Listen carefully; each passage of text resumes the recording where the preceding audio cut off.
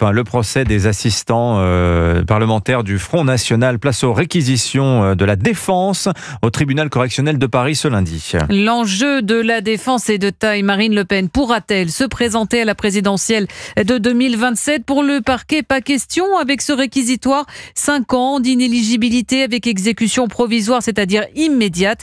Marine Le Pen le martèle depuis vendredi soir. C'est sa mort politique qui est réclamée. Ce réquisitoire est révoltant, profondément outrancier.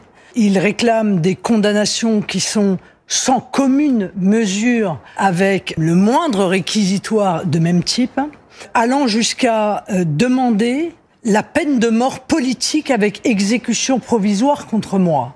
Marine Le Pen chez nos confrères de TF1. Aujourd'hui, donc, place à la défense pour Marine Le Pen et 24 co-prévenus avec des angles d'attaque déjà bien définis, Alexandre Chauveau. Les avocats de Marine Le Pen comptent d'abord mettre en avant le caractère injusticiable des actes parlementaires. En clair, selon la défense, juger le travail d'un assistant de député reviendrait à juger le mandat de l'élu. Cela contreviendrait donc à la séparation des pouvoirs. L'argument, s'il était retenu par le tribunal, pourrait faire tomber toute l'accusation. La chef de file des députés RN entend également insister sur les missions réellement effectuées par ces assistants parlementaires pour tenter de balayer toute accusation d'emploi fictif.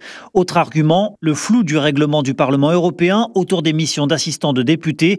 Les différentes interprétations possibles empêcheraient de prouver une intention délictuelle. Enfin, Marine Le Pen devrait verser au dossier une étude du CNRS sur le rôle d'assistant parlementaire. Celle-ci souligne le caractère très politique de la mission qui serait loin, selon l'organisme de recherche, de se limiter au couloir du Parlement. C'est la base de l'argumentaire de Marine Le Pen depuis le début du procès, même si l'accusation insiste sur la différence de règlement entre l'Assemblée nationale et le Parlement européen.